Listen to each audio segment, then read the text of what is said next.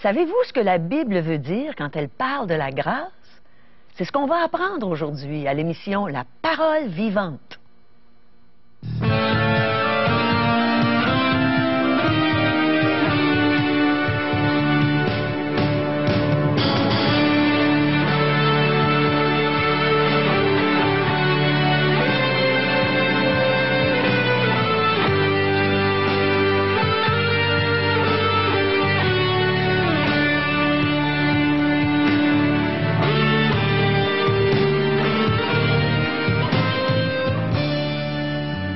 Bonjour, chers auditeurs. Quelle joie pour nous d'être encore avec vous aujourd'hui à l'émission La Parole vivante. On a des choses bien intéressantes à vous présenter, telles qu'un reportage que vous n'oublierez jamais après l'avoir entendu. C'est vraiment bon. Vous allez entendre une musique extraordinaire avec des paroles extraordinaires. C'est moi qui vais chanter, mais c'est pas moi qui suis extraordinaire. C'est le chant que je vais faire qui l'est. Vous allez voir parce que ça parle de notre Dieu extraordinaire. Et Régent est avec nous aujourd'hui pour prêcher la parole de Dieu. Il va nous entretenir sur un sujet que vous allez bien aimer. Et on veut que vous sachiez que c'est important pour nous de recevoir vos questions et vos commentaires. Vous comptez pour nous, vous êtes important pour nous.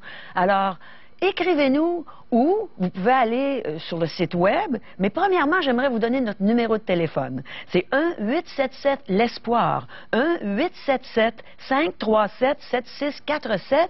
Et notre site web, c'est espoir.ca. Et c'est un site plein d'espoir, comme vous pouvez voir. Alors, on s'attend de recevoir ces questions. Alors, je vous ai posé une question au début de l'émission. Vous vous en rappelez? Cette question est importante. Qu'est-ce que la Bible veut dire quand elle parle de la grâce? Mais on a la joie d'être certain d'entendre une réponse bien sensée parce que Régent est avec nous. Régent a beaucoup de connaissances dans la parole de Dieu. Régent, qu'est-ce que ça veut dire? Bonjour tout d'abord, Caro. Bonjour, Régent. Bonjour à nos téléspectateurs. Oui, c'est encourageant de savoir qu'il y a un Dieu, puis ce grand Dieu est prêt à agir dans la vie de la personne qui est prêt à y croire, à y mettre sa confiance. Et cette grâce, nous allons voir non la définition seulement du Larousse ou du Petit Robert, du dictionnaire, mais la définition biblique. Qu'est-ce que le mot grâce signifie pour Dieu? Alors donc, on va faire l'inverse.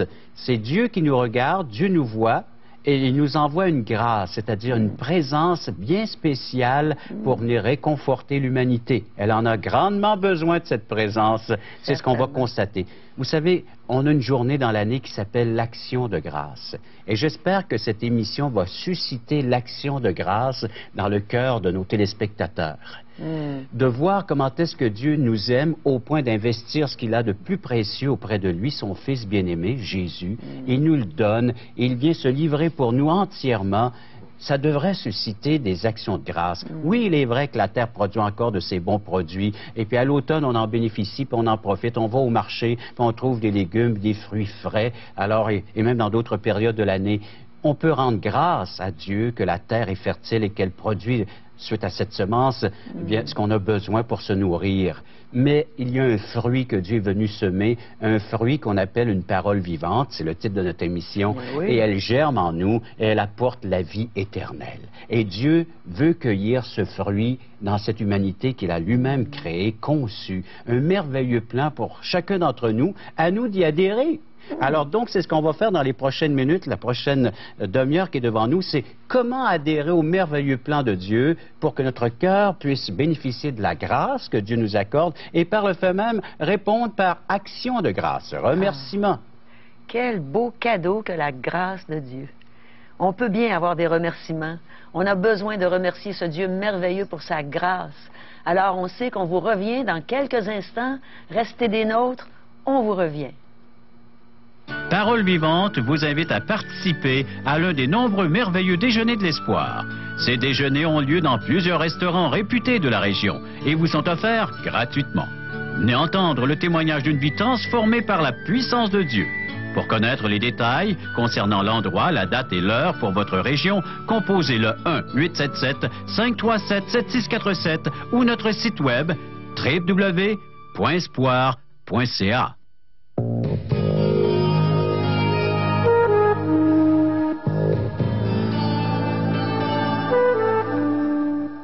Et c'est Régent qui va le partager avec nous. Alors, j'ai bien hâte d'entendre ce qu'il va nous dire. Régent, qu'est-ce que Dieu dit au sujet de la grâce? Alors, rendre grâce, quelle belle activité pour la personne qui est devenue croyante, une personne qui place sa confiance en Dieu.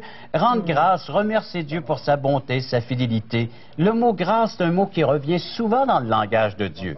Il revient plus de 170 fois dans la Bible. Eh là là. Alors donc, Dieu encourage l'humanité certainement à voir ce que c'est que le mot grâce peut bien représenter pour chacun d'entre nous. Plusieurs définitions. Il peut désigner le charme d'une personne. On peut dire cette personne, elle a de la grâce. Hein? Alors, souvent, on va le dire, on va s'exprimer de la sorte. Le Seigneur grandissait, lui, ainsi, en stature et en grâce, comme dit les Saintes Écritures. Et ce qui fait le charme d'un homme, c'est sa bonté. Oui, alors, c'est vrai. tu es un homme plein de grâce. Oh, merci beaucoup, Caro. Alors, grâce et bonté, c'est des mots qu'on retrouve dans le langage de Dieu. Et tu viens de nous citer un proverbe de l'Ancien Testament. Hein, la bonté. Alors donc, oui, Dieu voit l'être humain sous bien une autre forme que celle que nous, on peut constater bien souvent. Malheureusement, on entend tellement de négatifs sur l'être humain. Dieu, lui, il regarde l'être humain, puis il les découvre, puis il aimerait qu'on puisse découvrir ce que lui, il voit. Qu'est-ce qu'il voit chez l'être humain? Alors donc, dans Luc 2, verset 52, comme je vous disais, Jésus a grandi en stature et en grâce devant Dieu et devant les hommes. Oui. Il a grandi de la sorte. Alors, où le mot grâce peut désigner un bienfait, une bénédiction. On a tous reçu grâce pour grâce. L'évangéliste Jean nous dit cela. Et dans Jacques, toute grâce excellente et tout don parfait descendent du ciel, viennent d'en haut. Alors, là où le péché a abondé, la grâce a surabondé. Une montagne de grâce pour le croyant, pour la personne qui est prête à placer sa confiance en Dieu. On a des remerciements, des expressions de gratitude à l'égard de Dieu. C'est dans 1 Thessaloniciens. C'est l'apôtre Paul qui encourage les croyants du temps, et encore aujourd'hui certainement par cette lettre qui nous est parvenue, qu'on a entre nos mains dans la Bible. Alors, cette lettre adressée à ces croyants de l'endroit, il nous est dit dans 1 Thessaloniciens, chapitre 5 plutôt, verset 18, « Rendez grâce en toutes choses, car c'est à votre égard la volonté de Dieu en Jésus-Christ. Ah, oui. Dieu recherche parmi sa création des actions de grâce. Mais pour cela, il faut réaliser qu'est-ce que Dieu est en train de faire, qu'est-ce que Dieu est en train d'accomplir, puis qu'est-ce que Dieu a fait à l'égard de cette humanité. Si on veut remercier une personne, c'est merci pour ce verre d'eau. Alors donc, une personne a fait un bienfait à ton égard. Et c'est la même chose. Qu'est-ce que Dieu est en train de faire à l'égard de l'humanité, puis à l'égard de chacun d'entre nous? J'espère qu'on va s'approprier personnellement ce que Dieu est en train de faire présentement, là. Oui. On a un Dieu vivant, un Dieu ressuscité, un Dieu qui est prêt à agir là où nous sommes. Alors, présentement, Dieu est prêt. Est-ce qu'on est reconnaissant envers ce grand Dieu qui est prêt à exprimer? Alors, il va sans dire sa bonté et sa miséricorde envers nous. Ça se perd, hein, ces valeurs-là, de pouvoir rendre grâce avant les repas. Oui, c'est vrai. Ça se faisait auparavant, dans une génération. Alors, donc, pourquoi pas revenir en petite famille, puis de dire merci Dieu pour la bonne nourriture que nous allons prendre à l'instant. Oui. Parce que c'est lui qui nous la donne. Comme je disais à l'introduction de l'émission, si la terre peut produire encore, elle est fertile, c'est Dieu qui le permet. Oui. Dieu permet que la semence soit mise en terre et qu'elle produise bien un grain, et puis elle rapporte beaucoup pour le cultivateur, et puis il va vendre ça au marché, puis nous, bien, on a ça dans nos assiettes, dans nos plats, au centre de la table, et on peut dire merci Dieu pour cette bonne nourriture que tu nous permets d'avoir au quotidien, jour après jour. Oui. Quelle joie de le remercier, de savoir qu'il nous entend. C'est encore là une grâce qu'il nous fait. Oui, exact. C'est vrai de pouvoir dire qu'il entend mes prières, mes requêtes, mes supplications, mes actions de grâce, mes remerciements. Ou, et voici le dernier point sur lequel on aimerait s'attarder dans les prochaines minutes, c'est une bienveillance, une faveur. Trouver grâce auprès de quelqu'un. L'apôtre Paul est l'exemple. On va aller lire dans 2 Corinthiens. Alors, c'est l'exemple de l'apôtre Paul. Cet homme, dans 2 Corinthiens, chapitre 12, verset 9, il a dit, « Ma grâce te suffit, car ma puissance s'accomplit dans la faiblesse. Je me glorifierai donc bien plus volontiers de mes faiblesses, afin que la puissance de Christ repose sur moi. » L'apôtre Paul vivait des moments difficiles ici. On peut parler de son état de santé qui se détériore. Il avait des problèmes, d'après les lettres qu'on peut lire de l'apôtre Paul, des problèmes de vision. Alors, donc, il était handicapé. Est-ce que ce serait ça, son écharpe dans la chair? Certains théologiens, puis nous, on peut croire, parce qu'on lit les lettres, et puis on voit que l'apôtre Paul, donc, du moins, il avait une faiblesse, il avait un handicap physique, et il a prié Dieu pour qu'il ait la guérison. Toute la personne peut faire cela, on va prier Dieu parce que, bon, on se sent pas bien, puis les malades peuvent prier aussi. Alors, Paul prie, mais ce qu'il reçoit comme réponse de ce grand Créateur, c'est « Il est préférable que tu demeures ainsi, car ma grâce te suffit. Ma grâce agit présentement. Il va le dire, verset 10, « C'est pourquoi je me plais dans les faiblesses, dans les outrages, dans les calamités, dans les persécutions, dans les détresses, pour Christ, car quand je suis faible, c'est alors que je suis fort. » Une grâce efficace qui vaut mieux que la suppression de la souffrance, que d'éliminer la souffrance ou la disparition de l'épreuve. On passe des moments, on dit, sont difficiles, des épreuves. Tous les disciples de Christ devraient reconnaître que c'est par grâce que Dieu leur accorde la vie. Éphésiens 2:8, c'est par grâce que nous sommes sauvés par le moyen de la foi. Et cela ne vient pas de nous, c'est le don de Dieu. Ce n'est point par les œuvres afin que personne ne se glorifie. Et on va y revenir sur ce principe-là. Alors, donc, Dieu nous accorde ses bienfaits, Dieu nous accorde une faveur, une grâce nous est accordée. C'est-à-dire, donc, que nous sommes sauvés par grâce. Alors, comme moi, je méritais de passer l'éternité éloignée de Dieu, puis il m'a fait la grâce de pouvoir passer l'éternité avec lui. Et de pouvoir le reconnaître comme ton sauveur et de le servir aujourd'hui, même à travers les médias que nous utilisons pour faire connaître et répandre cette bonne nouvelle. Car je tiens à préciser, c'est une bonne nouvelle que nous avons entre les mains ici et que vous possédez peut-être à la maison. Certainement. Mais nous allons la découvrir ensemble. Alors donc, regardons cette grâce de Dieu sous cet angle, c'est-à-dire une faveur nous est accordée. Déjà dans l'Ancien Testament, nous la voyons se manifester, cette bonté de Dieu envers l'humanité, envers un peuple que Dieu s'est choisi. On va vers les tout débuts de la Bible, alors des livres que Dieu nous a laissés. C'est dans Deutéronome, un résumé de la loi que Dieu avait laissée aux Israélites. Parce que des fois, les gens vont nous dire, on a le Dieu de l'Ancien Testament, le Dieu du Nouveau Testament, mais c'est le même Dieu, rempli, riche en miséricorde, en bonté. Alors, sa grâce se manifeste dans Deutéronome. Et dans ce livre-là, nous pouvons lire, entre autres, dans les versets chapitre 7 et versets 7 et 8, « Ce n'est point parce que vous surpassez en nombre tous les peuples que l'Éternel s'est attaché à vous et qu'il vous a choisi, car vous êtes le moindre de tous les peuples. Mais parce que l'Éternel vous aime, parce qu'il a voulu tenir le serment qu'il avait fait à vos pères, l'Éternel vous a fait sortir par sa main toute puissante, vous a délivré de la maison de servitude, de la main de Pharaon, roi d'Égypte. » C'est la même chose qu'il fait aujourd'hui. Il est prêt à délivrer quiconque se confie en lui. Alors, les Israélites étaient aux prises avec Pharaon sous l'esclavage, on connaît l'histoire, mais c'est la main toute puissante, agissante de Dieu qui les a délivrés. Ce n'est pas parce qu'ils étaient meilleurs que les autres ou plus nombreux que les autres, c'est une grâce qui leur était accordée à eux d'être délivrés de cet esclavage et de pouvoir maintenant devenir libres. Alors la grâce existait dans ce temps-là. Déjà dans ce temps-là. Et on voit d'autres textes, entre autres, alors cette fois Deutéronome chapitre 9, et nous lisons maintenant les versets 4 à 7. « Lorsque l'Éternel, ton Dieu, les chassera devant toi, ne dis pas en ton cœur, c'est à cause de ma justice que l'Éternel me fait entrer en possession de ce pays. Alors, il les a délivrés de l'Égypte, de Pharaon, des Égyptiens, pour les conduire vers la terre promise, là où coule le lait et le miel, les bontés de Dieu. Alors, ne dis pas c'est à cause de toi, c'est à cause de la méchanceté de ces nations que l'Éternel les chasse devant toi. Non, ce n'est point à cause de ta justice, de la droiture de ton cœur que tu entres en possession de leur pays, mais c'est à cause de la méchanceté de ces nations que l'Éternel, ton Dieu, les chasse devant toi. Et c'est pour confirmer la parole que l'Éternel a juré à tes pères, Abraham, Isaac, à Jacob. » Verset 6, « Sache donc que ce n'est point à cause de ta justice que l'Éternel, ton Dieu, te donne ce bon pays pour que tu le possèdes, car tu es un peuple au cou raide.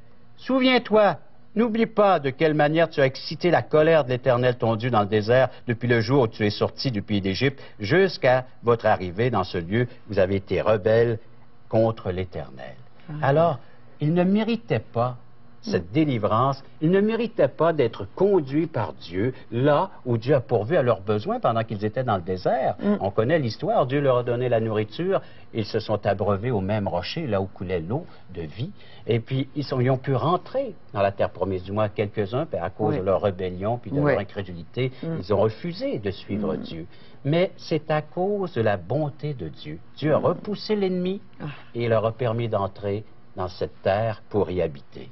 Quelle grâce, quelle grâce. Alors elle était là, et à maintes occasions, le peuple a déshonoré leur Dieu, leur comportement allait à l'encontre des ententes de l'Éternel. Ils méritaient la destruction, la manifestation de sa colère, nous dit les textes, plutôt que de sa bonté, sa miséricorde.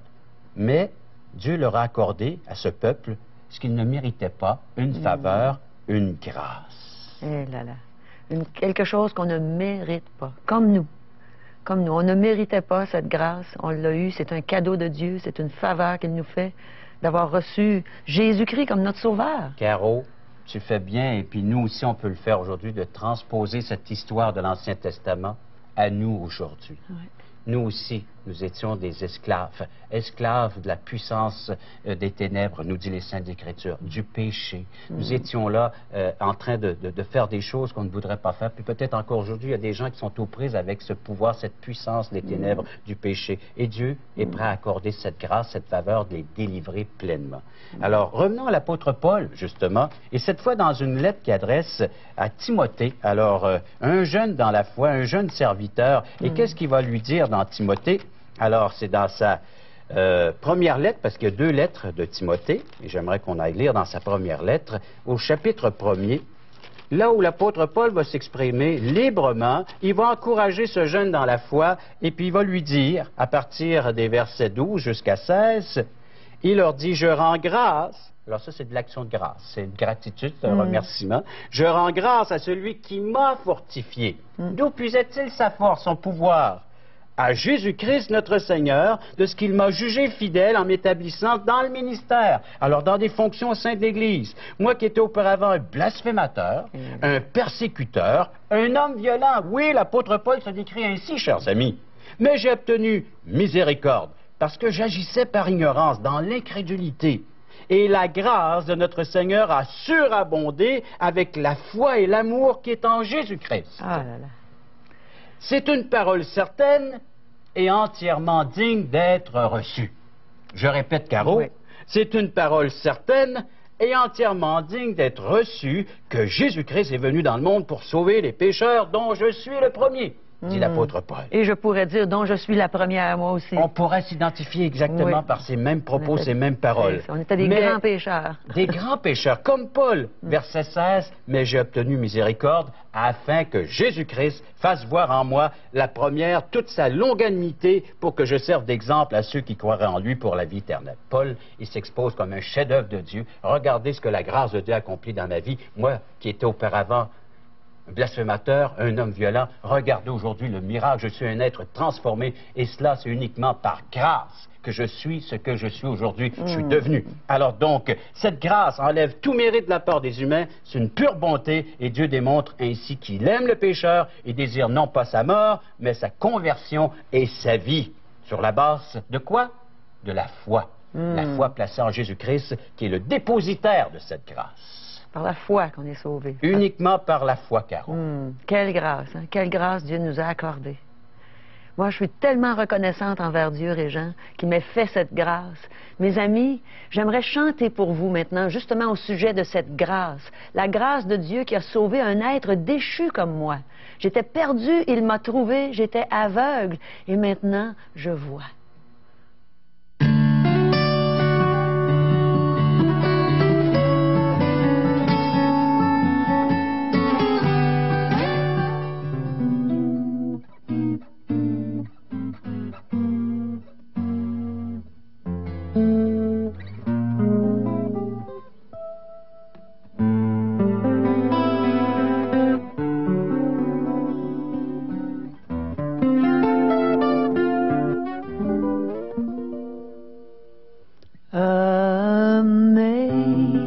Amazing grace,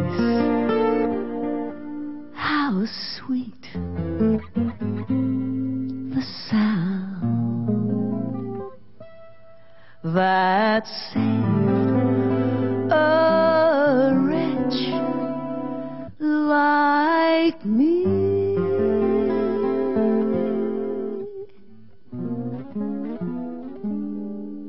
I once was lost, but now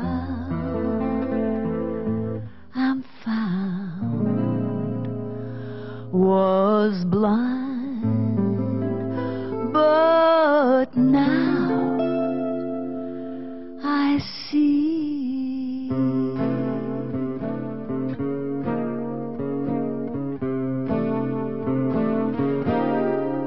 'Twas grace that taught my heart to fear, and grace my fears relieved.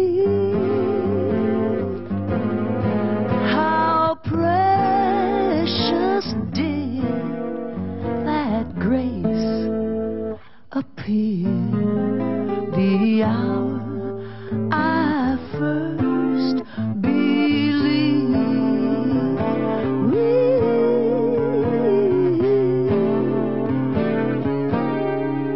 Through many dangers, toils and snares, I have already come.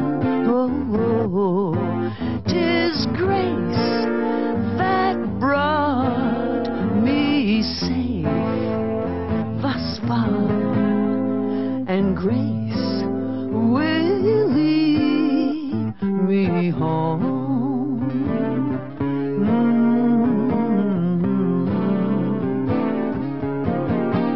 When we've been there 10,000 years, bright shining as the sun, we've no less days to sing God's praise than when we first begun.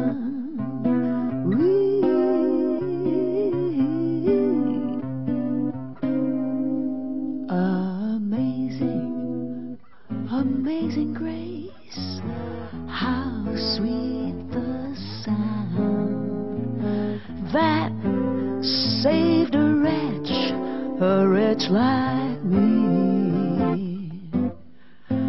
I once was lost, but now, thank God I'm found. Was blind, but now I see.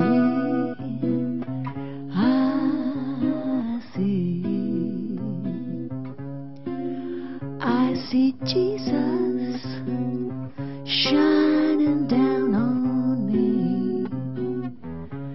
I see Jesus. Oh, thank you, Jesus. Thank you, Jesus. Amazing grace.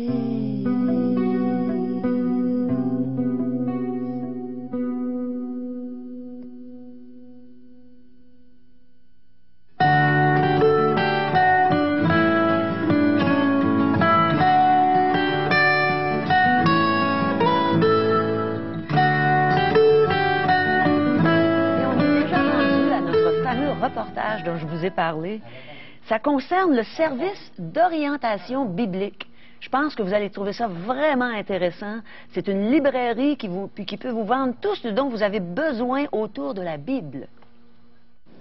Alors bonjour, nous ici on est au service d'orientation biblique à Sainte-Foy, une librairie chrétienne qui est située au sous-sol de Plaza Laval. Alors bienvenue, je vais vous faire le tour très brièvement de la librairie.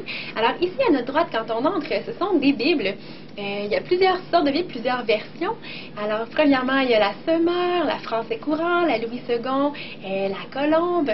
On a également plusieurs outils pour nous aider à mieux comprendre la Bible, des commentaires bibliques, des dictionnaires, des atlas et plusieurs autres ouvrages qui nous aident à mieux nous replacer dans le monde de la Bible, là où, l'époque où la Bible a été écrite en fait. Ça peut être très utile lorsqu'on l'étudie plus profondément. Ensuite de ça, on a une section pour la famille, une section qui donne des trucs pour être heureux en famille, en couple, pour élever les enfants. On a une section également pour encourager les chrétiens dans leur marche avec Dieu. Des sujets importants qui sont traités dans la Bible, comme par exemple le pardon, l'amour, toutes des choses qui sont vraiment très importantes. On a également une petite section qui parle des sujets éthiques. On a une section pour enfants avec des Bibles qui sont adaptées pour eux, une section de musique. On a vraiment beaucoup de choses à découvrir ici à la librairie. Alors ça va nous faire plaisir de vous rencontrer. Nous sommes situés au sous-sol de Plaza Laval, je le répète. Et si vous voulez nous joindre par téléphone, le numéro c'est le 653-5200.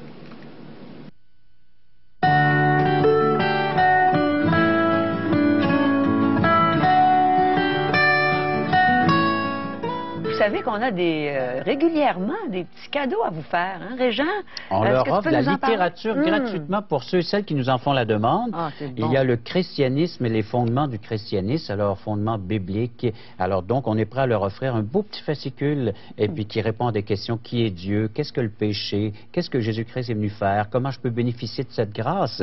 Alors, et en plus, notre seul espoir, c'est Jésus. Ça aussi, c'est une autre littérature qu'on offre gratuitement à nos téléspectateurs. Eh bien, merci, Régent. Merci pour ta belle participation, ce bon message sur la grâce. Juste rappeler alors, mes amis, que j'ai besoin, tu as besoin, puis nous avons tous besoin de cette grâce. Ah oui, je suis bien d'accord avec toi, Régent.